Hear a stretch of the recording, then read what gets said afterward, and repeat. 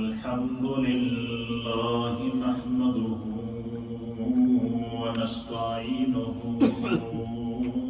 ونستغفره ونؤمن به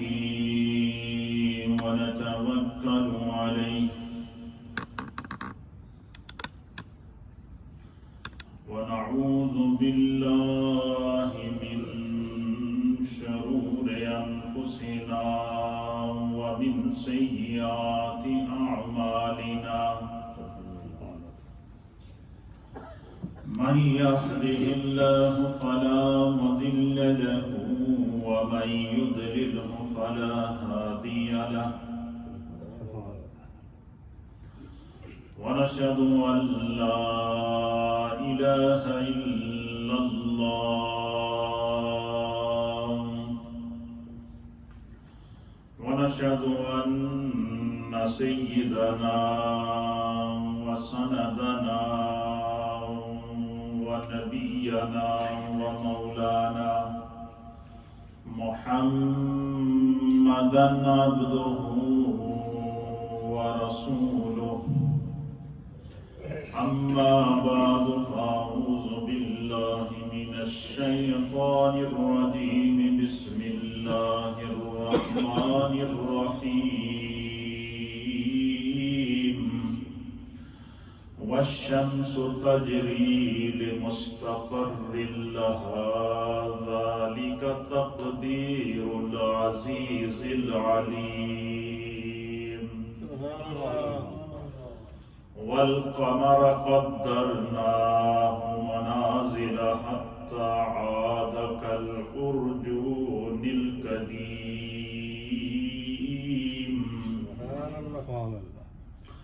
لا الشمس ينبغي لها أن تدرك القمر ولا الليل سابق النهار وكل في فلك يسبحون آمنت بالله وصدق الله مولانا العظيم وصدق رسوله النبي الأمين الكريم إن الله وملائكته يصلون على النبي يا أيها الذين آمنوا صلوا عليه وسلموا تسليما اللهم صل وسلم على سيد الأنبياء والمرسلين وعلى آله الطيبين وأصحابه الطاهرين أجمعين الصلاة والسلام عليك يا سيدي يا رسول الله وعلى آلك وصحابك يا سيدي يا حبيب الله الصلاة والسلام عليك يا سيدي يا رسول الله وعلى آلك وصحابك يا سيدي يا رحمة للعالمين حمد و ثنا کے بعد اللہ رب العالمین کا لاکھ لاکھ شکر اور اس مولا کریم کا بڑا ہی احسان ہے کہ جس رب کائنات نے ہم گناہگاروں کو شکل انسانی میں پیدا فرمایا اور ہمیں طرح طرح کے انعامات اور اکرامات سے نوازا، بالخصوص ہماری ہدایت اور رہنمائی کے لیے ہمیں ایسے ہادی اور رہبر عطا فرمائے کہ جن کے بتائے ہوئے احکامات پر اگر ہم عمل کریں تو ہم دنیا میں بھی کامیاب ہیں اور آخرت میں بھی کامیاب ہیں۔ حضرات، ہم انسان ہیں اور خدا نے ہمیں اپنی مخلوق میں بنی نوع انسانی سے پیدا کیا ہے۔ اللہ تعالیٰ نے اس دنیا میں چاہے اس کا تعلق زمین سے ہو یا اس کا تعلق آسمانوں سے ہو، ان ساتوں زمینیں اور ساتوں آسمان جو اللہ نے پیدا کیے ہیں، ان ساتوں زمینوں اور ساتوں آسمانوں پر اللہ تعالیٰ نے اپنی بے شمار مخلوق پیدا کی. ہر نوع کی مخلوق ہے، ہر جنس کی مخلوق ہے. اس میں فرشتے ہیں، اس میں حوران بہشت ہیں، اس میں انسان ہیں، اس میں جن ہیں، اس میں حیوانات ہیں، اس میں نباتات ہیں، اس میں جمادات ہیں، اس میں حشرات الارض ہیں، اس میں زمین کے اوپر رینگنے والے کیڑوں سے لے کر آسمان پر اڑنے والے پرندوں تک ہر نوع کی مخلوق خدا نے پیدا کی ہے. ان میں سے کچھ مخلوق وہ ہے جو خشکی میں رہتی ہے، کچھ مخلوق وہ ہے جو تری میں رہتی ہے، یعنی سمندروں کی تہوں میں رہتی ہے، کچھ وہ ہے جو زمین کے اوپر رہتی ہے، کچھ وہ ہے جو زمین کے نیچے رہتی ہے، کچھ وہ ہے جو آسمانوں کے اوپر رہتی ہے. اسی طریقے سے یہ خدا نے ایک نظام کائنات چلایا ہوا ہے. ہر مخلوق کو رب نے پیدا کیا، لیکن اللہ نے جب مخلوق انسانی کو پیدا کیا تو رب کریم نے انسان کو یہ اعزاز عطا فرمایا کہ لَقَدْ خَلَقْنَا الْإِنسَانَ فِي أَحْسَنِ تَقْوِيمٍ. یہ اللہ تعالیٰ نے اپنی تمام مخلوقات میں سے، اس میں چاند، سورج، آسمان، زمین، پہاڑ، پتھر، ذرے، درخت، شجر و حجر، پھول و پھل،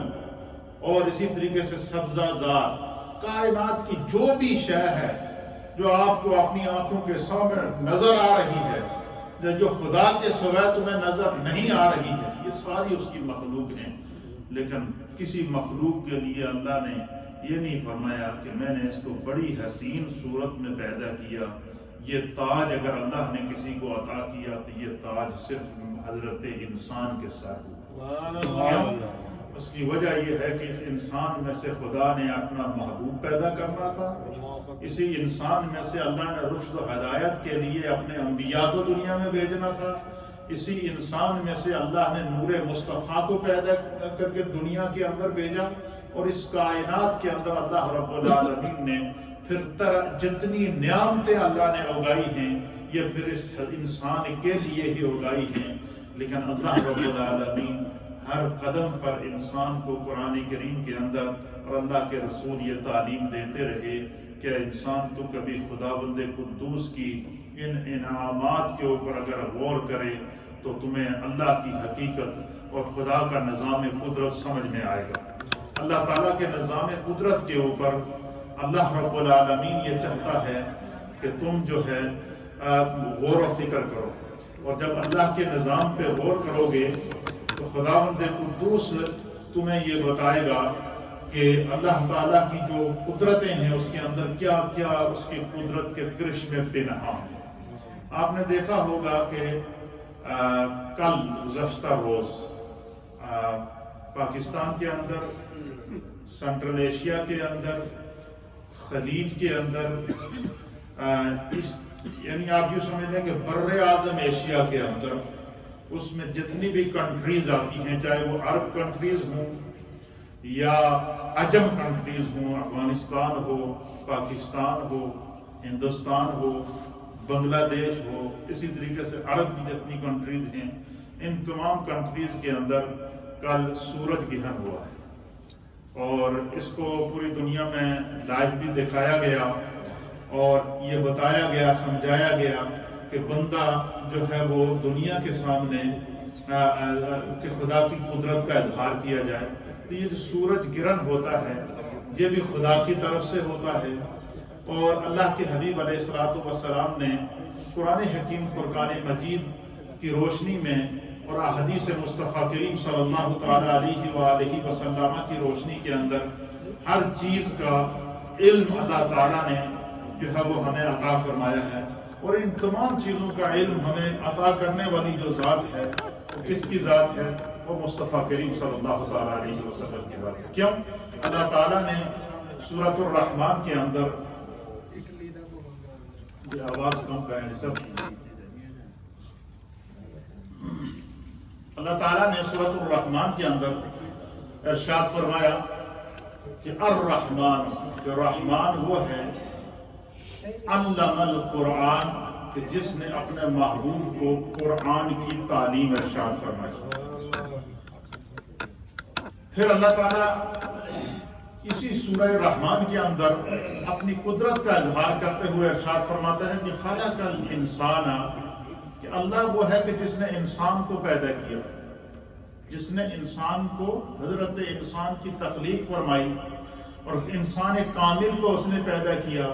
اور علم القرآن، اور وہ ہے کہ جس نے اپنے محبوب کی قلب اطہر پر قرآن کو اتارا بھی اور قرآن کی تعلیم بھی دی، قرآن کا علم بھی عطا فرمایا۔ اور پھر فرمایا کہ محبوب کو جو اللہ نے قرآن کی تعلیم دی، اور خدا نے جو اپنے محبوب کو علوم عطا فرمائی، علوم مصطفیٰ کی یہاں اللہ تعالیٰ سورۃ الرحمن کے اندر بات کر رہا ہے، مقام مصطفیٰ کی اللہ سورۃ الرحمن کے اندر بات کر رہا ہے۔ اللہ فرما رہا ہے کہ رحمان وہ ہے علم القرآن، جس نے خود اپنے محبوب کو پڑھایا۔ تو پتہ چلا کہ حضور علیہ الصلوۃ والسلام کو تعلیم دینے والی جو ذات ہے وہ خدا کی ذات ہے، اور اس کی جہاں اور وجوہات ہیں وہاں اس کی ایک وجہ یہ ہے کہ اگر دنیا میں کوئی کسی شخص کے پاس رسول اللہ صلی اللہ علیہ وسلم، نبی پاک صلی اللہ علیہ وسلم کی ذات کو کہتے ہیں نا، ہم درود پاک پڑھتے ہیں کہ صلی اللہ علی النبی الامی وآلہ صلی اللہ علیہ وآلہ وسلم، کہ درود و سلام ہو اس نبی پر جو نبی امی ہے۔ نبی امی کا معنی ہے کہ دنیا میں کسی سے پڑھا ہوا نہیں ہے، صرف خدا نے اسے براہ راست پڑھایا۔ نبی امی کا معنی کیا ہے کہ اللہ نے اس محبوب کو کیا کیا ہے؟ پڑھایا ہے۔ اور یہاں قرآن کریم فرقان مجید میں سورۃ الرحمن میں اللہ فرماتا ہے کہ الرحمن علم القرآن، رحمان وہ ہے کہ جس نے اپنے محبوب کو قرآن کی تعلیم دی، جس نے محبوب کو قرآن کا بیان فرمایا۔ اور پھر کیسے تعلیم دی؟ علمہ البیان، ان کو ہر اس چیز کی تعلیم اللہ نے اپنے محبوب کو دی جو زمینوں اور آسمانوں کے اندر، یا جو چیز اپنے اس محبوب نے اس کائنات میں خلق کی ہے، چاہے اس کا تعلق آسمانی مخلوق سے ہو یا اس کے تعلق زمینی مخلوق سے، اللہ نے ہر ایک کی تعلیم دی۔ سائنس تو آج کے دور کی ایجاد ہے نا، آج سے 1400 سال پہلے میرے محبوب نے بتا دیا تھا کہ سورج کو کیسے گرنے لگتا ہے۔ آج سے 1400 سال پہلے رسول اللہ نے بتا دیا تھا کہ چاند اپنے مدار میں کیسے گھومتا ہے۔ تو قرآن حکیم فرقان مجید میں اللہ نے جو اپنے محبوب کو علوم فلکیات عطا فرمائے، علوم فلکیات، فلک آسمانوں کے علوم اور زمینوں کے علوم، سیاروں کے علوم، ستاروں کے علوم، اس کو اللہ تعالیٰ فرماتا ہے۔ پہلے اللہ سورۃ الرحمن میں کیا فرماتا ہے کہ علم القرآن، محبوب نے اپنے محبوب کو رب نے قرآن کے علوم سکھائے ہیں، اور ان علوم میں اللہ نے جہاں اور چیزیں سکھائی ہیں وہاں اور کیا چیز سکھائی؟ فرمایا کہ ہر شے کا بیان فرمایا۔ پھر اس نے اللہ تعالیٰ نے چاند اور سورج کا علم بھی اللہ نے رسول اللہ کو عطا فرمایا، اور اللہ تعالیٰ قرآن کریم فرقان مجید میں چاند اور سورج کے علم کو، اس کی حقیقت کو اور اس کی سائنس کو کس طرح قرآن بیان کرتا ہے؟ قرآن کہتا ہے الشمس والقمر بحسبان، فرمایا کہ یہ جو سورج اور چاند ہیں، الشمس، شمس سورج کو کہتے ہیں، والقمر، قمر چاند کو کہتے ہیں۔ اللہ فرماتا ہے الشمس والقمر بحسبان، کہ یہ جو سورج اور چاند ہیں یہ خدا کے حکم سے ایک حساب سے چل رہے۔ اللہ نے اس کا معنی، حساب سے چلنے کا معنی کیا ہے کہ اللہ نے چاند اور سورج کے روٹ مقرر کیے، یہ اپنے روٹ پہ چلتے ہیں۔ جس طرح کہ ہم زمین کے اوپر روڈیں بچھی ہوئی ہیں، موٹر ویز ہیں، جب ہم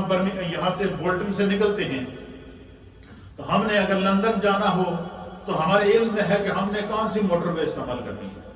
اگر ہم نے بریڈ فورڈ جانا ہو، ہمارے علم میں ہے کہ ہم نے کون سے موٹر وے کو استعمال کرنا ہے۔ اسی طریقے سے ہم نے نارتھ، ساؤتھ، ایسٹ، ویسٹ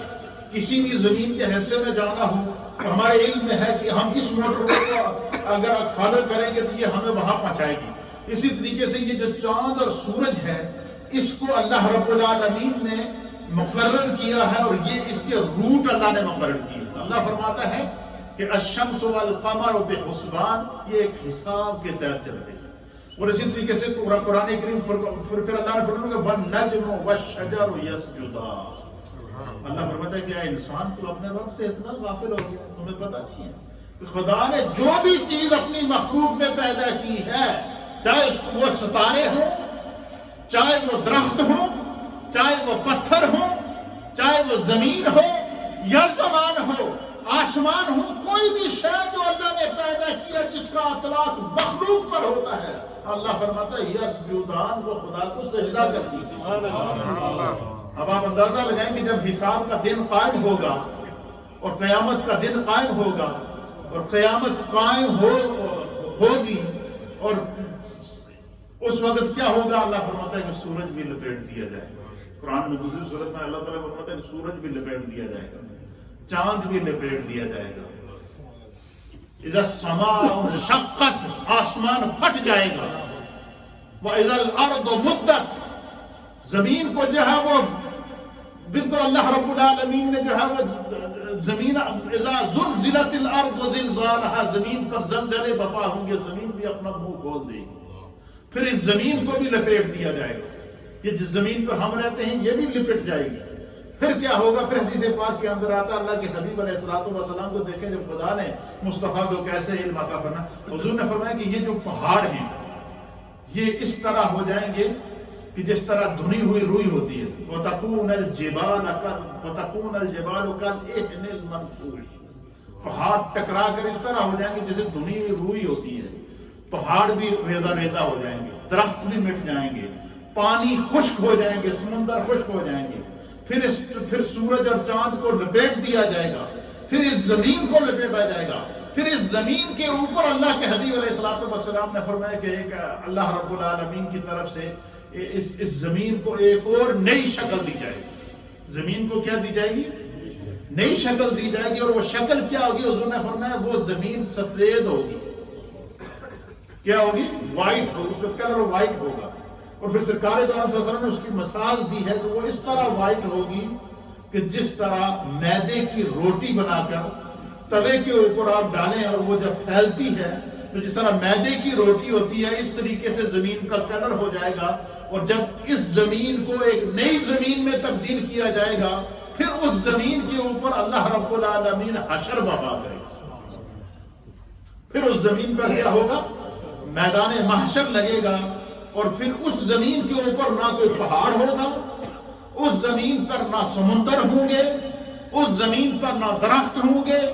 وہ زمین ایک میدان محشر ہوگا اور ہر نبی اپنی امت کے ساتھ موجود ہوگا. اور اس میں دو ہی ذاتیں نظر آئیں گی، ایک ذات خدا ہوگی اور دوسری ذات مصطفیٰ.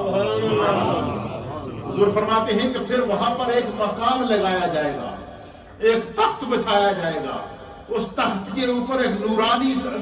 تخت، مقام پر نورانی تخت بٹھایا جائے گا. اور سر حضور نے فرمایا کہ وہی مقام محمود ہوگا. اور اللہ رب العالمین اپنے انبیاء میں سے کسی ایک کا انتخاب کرے گا جو اس مقام محمود پر فائز ہوگا. اور حضور نے فرمایا کہ مجھے رب کی رحمت سے امید ہے کہ خدا اس مقام پر مجھے ہی فائز فرمائے.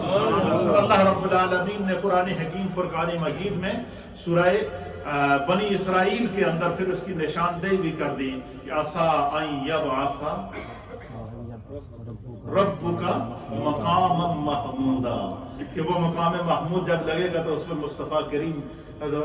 جلوہ فروز ہوں گے. تو پھر سارے اہل معاشر، حضرت آدم علیہ السلام نے اپنے دور میں دعا کی تھی کہ بار الہ جس کے صدقے تو نے اس کائنات میں کو پیدا کیا، اگر وہ میرے دور میں پیدا ہو تو اس کو میں اس کا دیدار کر لوں. اللہ کے ہر نبی نے اپنے دور میں دعا کی ہے کہ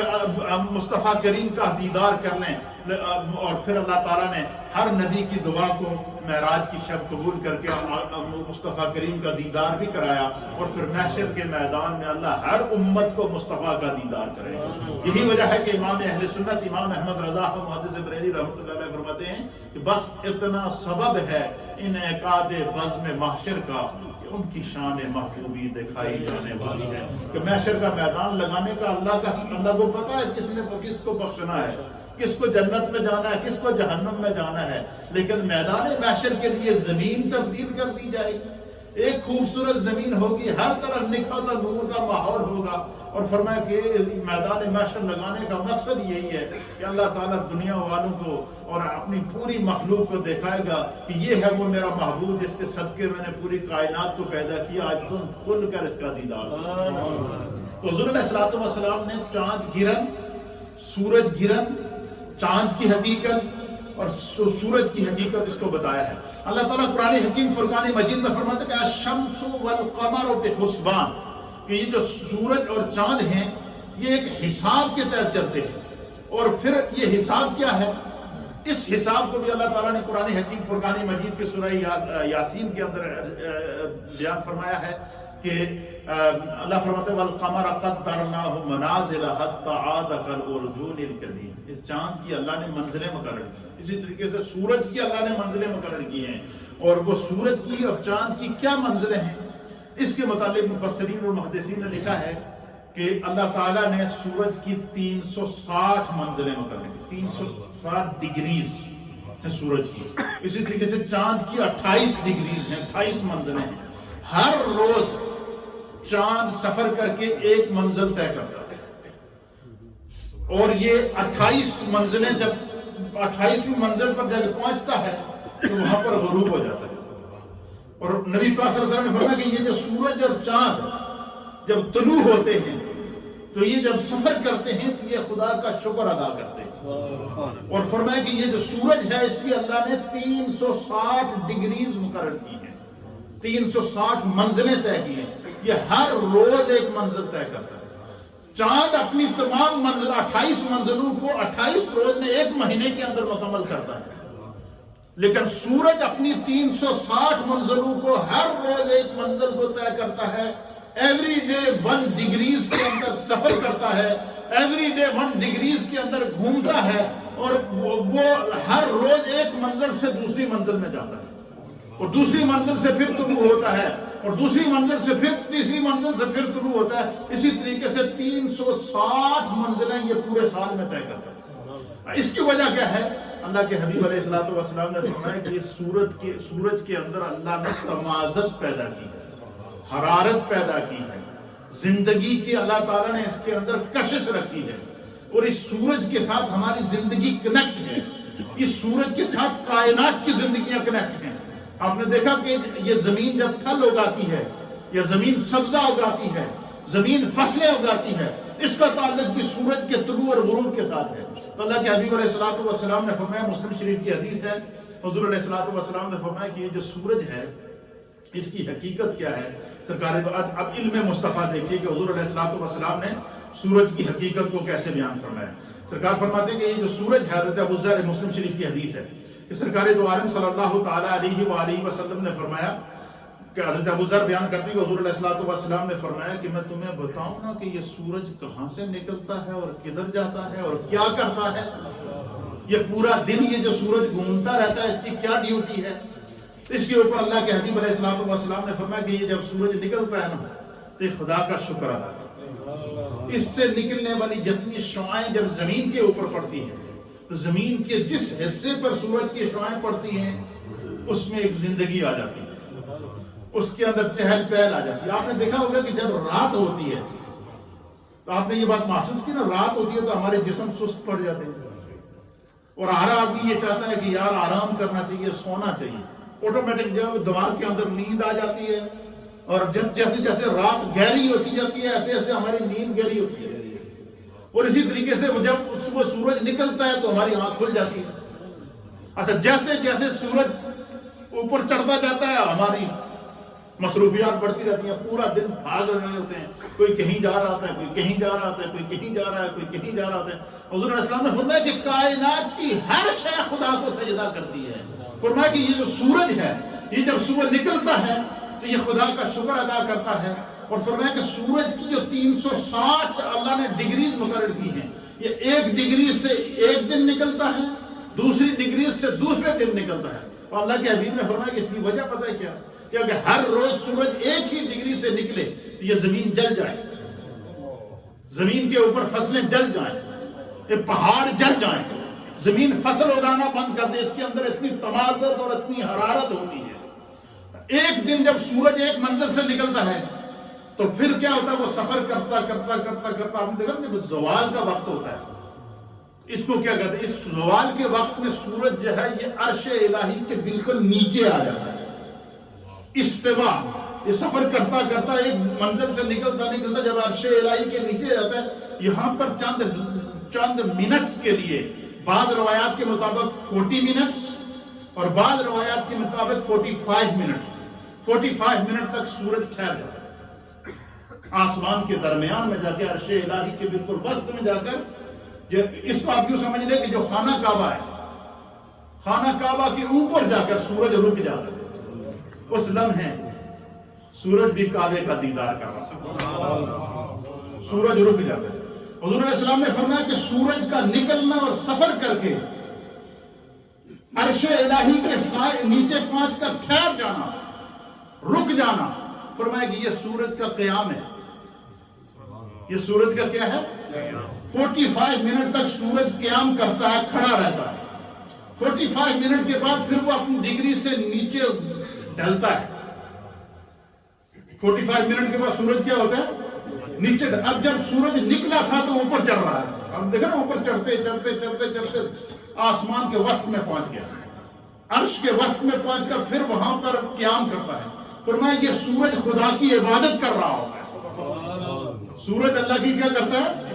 سورج نکلتا جاتا ہے، جیسے جیسے اسے عبادت میں مزہ آتا ہے سفر کرتا جاتا ہے، جب وسط خدا کے عرش کے سائے کے نیچے پہنچ جاتا ہے وہاں پر سورج بھی ٹھہر جاتا ہے، سورج بھی کیا کر جاتا ہے، ٹھہر جاتا ہے۔ اور ٹھہرنے کے بعد پھر سورج کیا کرتا ہے، پھر وہ ڈھلنا شروع ہو جاتا ہے، کہتے ہیں نا سورج ڈھل رہا ہے۔ سورج جو ڈھلتا ہے، اللہ کے حبیب علیہ السلام نے مسلم شریف کی کتاب الایمان کی حدیث نمبر 307، آپ کی اس حدیث کا ترجمہ آپ کے سامنے پیش کرنا۔ اللہ کے حبیب حضرت ابو ذر اس کے راوی ہیں، حضور نے فرمایا کہ جس وقت سورج بالکل وسط آسمان میں ٹھہر جاتا ہے اور پھر جب ڈھلنا شروع ہو جاتا ہے، فرمایا جو وہ ٹھہرتا ہے یہ سورج کا قیام ہے، یہ اللہ کی بارگاہ میں سورج کیا کرتا ہے، قیام کرتا ہے۔ اب جب 40 منٹ یا 45 منٹ تک سورج قیام کرنے کے بعد پھر جب ڈھلنا شروع ہوتا ہے، اللہ کے حبیب نے فرمایا کہ یہ سورج کا رکوع شروع ہو جاتا ہے، یہ کیا ہوتا ہے، اب یہ جھکتے جھکتے جھکتے جھکتے جھکتے جھکتے جھکتے جھکتے جھکتے جب سورج، نبی پاک نے فرمایا جب سورج سجدے میں جاتا ہے تو رات آ جاتا ہے، اندھیرا پڑ جاتا ہے۔ فرمایا یہ سورج کی حقیقت ہے کہ کوئی شے ایسی نہیں ہے جو خدا کی عبادت نہ کرنی ہے۔ اللہ کے حبیب علیہ السلام نے فرمایا کہ سورج جب قیام کر کے جب ڈھلتا ہے تو یہ سورج کا رکوع ہے، اور یہی سورج جب بالکل سجدے میں چلا جاتا ہے تو پھر جس ایریے میں اس علاقے کے اس ہورائزن کے اوپر کیا ہو جاتی ہے، پھر رات پڑ جاتی ہے۔ پھر کیا ہوتا ہے، پھر اللہ کی طرف سے اس کو حکم ہوتا ہے، کیا حکم ہوتا ہے، اللہ کی طرف سے، اب حدیث کے الفاظ سنیں، پھر جب سورج سجدہ کر لیتا ہے اپنے رب کو، اور جب تک رب چاہتا ہے وہ سورج سجدے میں رہتا ہے، پھر خدا کی طرف سے حکم ہوتا ہے، کیا ہوتا ہے، اللہ فرماتا ہے ارتفی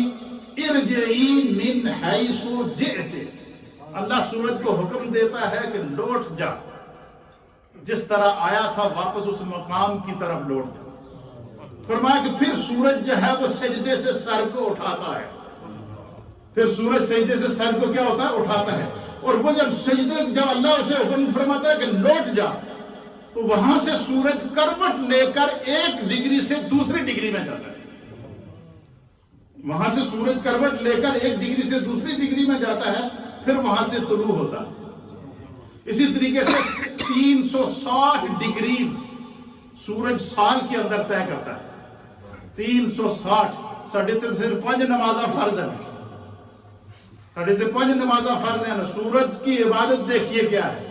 اس کے باوجود اللہ کے حبیب علیہ السلام نے فرمایا کہ جب قیامت ہوگی ایک دفعہ سورج اور چاند کو اللہ جہنم سے گزارے گا۔ اب علماء نے اس پر بحث کیا کہ سورج اور چاند کا نے کیا قصور کیا ہے کہ ان کو جہنم میں ڈالا جائے گا۔